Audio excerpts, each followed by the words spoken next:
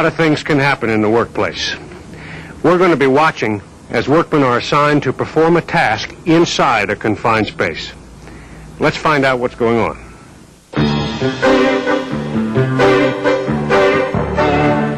Bill?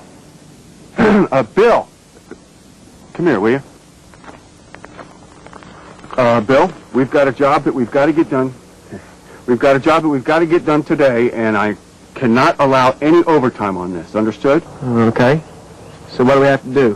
First of all, you've got to get rid of that coffee. There's no food or drink allowed in this area. You know that.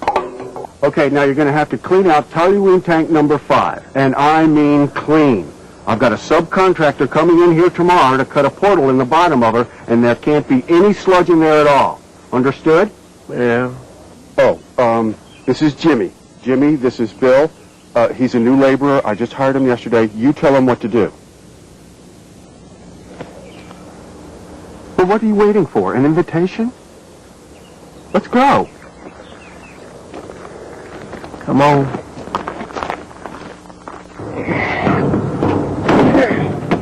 Yeah. Old Oscar, he's pretty high-strung.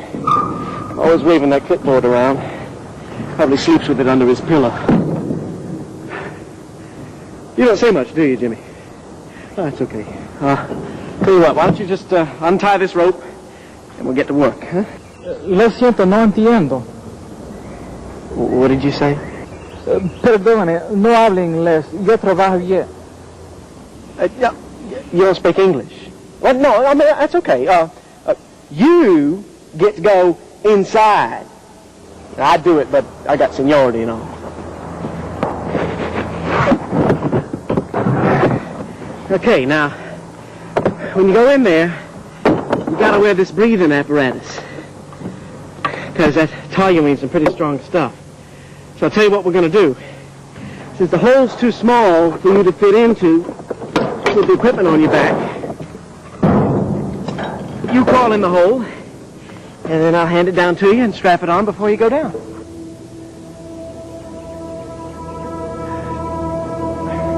Jimmy!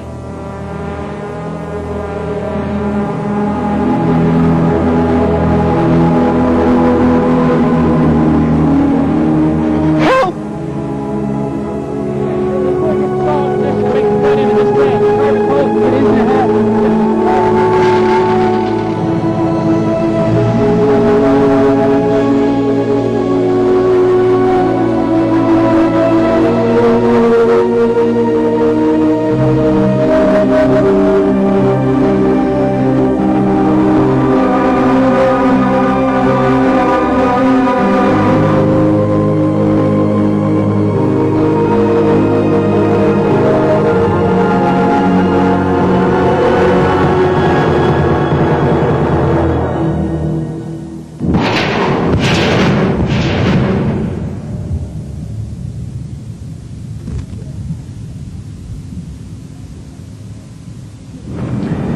Two of the 3 cuts were complete.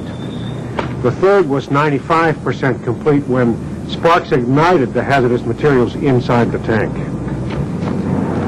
The result was death for one of the firefighters and for Jimmy, the man trapped inside. A confined space has the following characteristics. Its size and shape allow a person to enter it. It has limited openings for workers to enter and exit, and it is not designed for continuous occupancy. A permit-required confined space has one or more of the following. It contains or has the potential to contain a hazardous atmosphere. It contains a material that has the potential to engulf a person. And it has an internal shape that could cause a person to be trapped or asphyxiated by converging walls or by a floor that slopes downward. A hazardous atmosphere is only one of many dangers that can be present in a confined space. In a hazardous atmosphere, the air may not contain enough oxygen to sustain life, or it may be flammable or toxic. Because of these hazards, entry is defined as placing any part of your body into the space. In the case of this serious incident, a confined space permit, testing and monitoring of the atmosphere, plus venting should have been completed prior to entry into the tank. Selection of proper respiratory protection should have been made, and the physical limitations and work procedures considered. Since this was a vertical entry, the entrant should have worn a harness hooked to a retrieval line and mechanical device such as a tripod and winch. This rescue system ensures that the attendant can pull an entrant to safety. Training of entrants and attendants must also ensure understanding of proper confined space safety guidelines. In this case, a language barrier resulting in the inability to communicate the dangers of the space may have caused the incident. Evaluation by a qualified person before entry is also required to reduce risks for employees.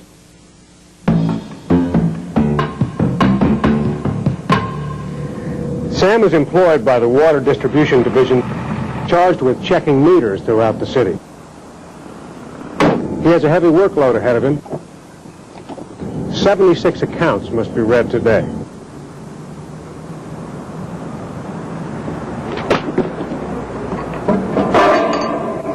Sammy, this is Frank. You there? Hey, Sammy, where are you? This is Frank. Hey, Sammy, if you hear me, call me back. Yeah, Frank, what do you want? I'm in a hurry here. Yeah, I want to know if you will come over to see the fight tonight because, Yeah, Frank, what do you want? I'll be there, okay? I've got like 40 more stops to make before I can be anywhere, okay?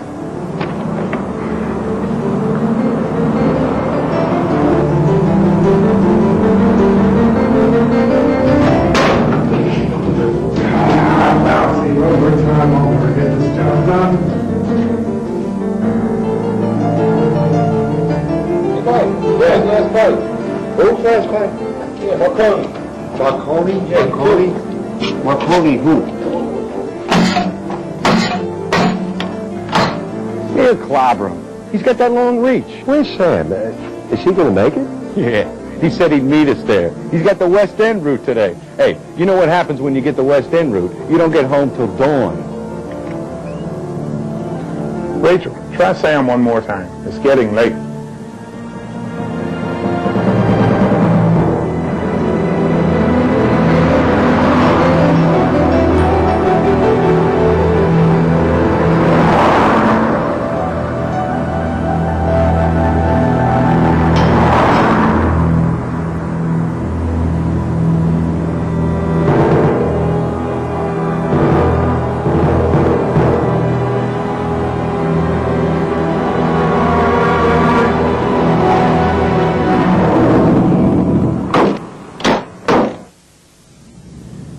Sam could be with his friends tonight. He could be watching the fight, having a good time. But Sam won't be coming home at all. He was pronounced dead after efforts to revive him proved unsuccessful. Before entering a confined space, the atmosphere should always be tested. After entry, regular retesting or continuous monitoring is necessary. All employees who work in confined spaces should be aware of the potential hazards, the possible emergencies, and the procedures to be followed prior to entering a confined space. These procedures include atmospheric testing to ensure adequate oxygen supply, adequate ventilation, and the control of toxic air contaminants. Employees and supervisors are trained in the selection and proper use of respiratory equipment. When working in a confined space, adequate ventilation is used to control a hazardous atmosphere. There are two kinds of mechanical ventilation: local exhaust ventilation and general ventilation. Local ventilation captures contaminants at their point of origin and removes them. General ventilation flushes the atmosphere by supplying and exhausting large volumes of air. In this horrible incident, air quality was not tested prior to entry, and the confined space did not have adequate ventilation.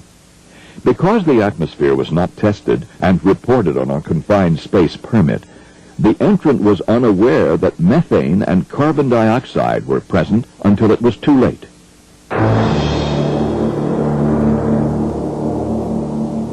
Glenn's job today is oxyacetylene welding inside an old reactor vessel. Since the reactor tested oxygen deficient, and the plant hygienist noticed particulates inside the reactor. Glenn is wearing an airline respirator.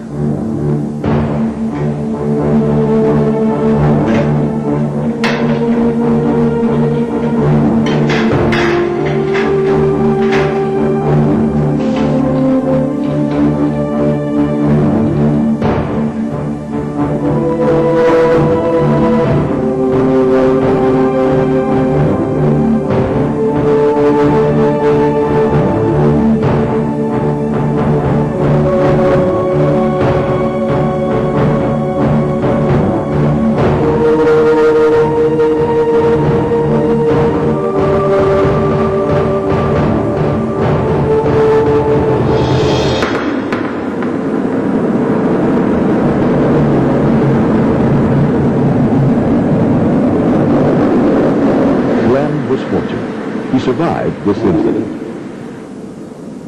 The incident investigation showed that this cylinder, filled with pure oxygen, was attached to Glenn's airline respirator. Pure oxygen is never used while welding. That's one reason threads on an oxygen cylinder are different from those on grade D breathing air, which is the appropriate cylinder for this application. Whoever misconnected this bottle used an adapter to overcome the safety engineering. A leak in his airline hose with a sudden rush of oxygen caused his facepiece to burst into flames. Even though Glenn was an experienced welder, failure to pre-inspect his gear before starting work resulted in a face full of fire and pain. People working in and around confined spaces owe it to themselves and co-workers to be aware of confined space hazards. Pre-entry planning and adherence to safety measures save lives. Before entering a confined space, check to see that the permit is complete, signed, and authorized. Barriers are erected outside the space. Input lines are capped, disconnected, or blanked. Lockout-tagout of all energized equipment is in place. The space is ventilated. All approved PPE is on site. Everyone understands the emergency action plan and rescue procedures. To verify atmospheric quality inside a confined space, testing is performed from the outside, and periodic testing continues as long as the space is occupied.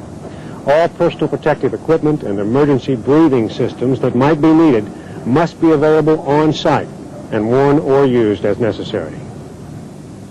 Safe confined space entry requires attention to every detail and is a team effort. So be prepared, be alert, and be a team player.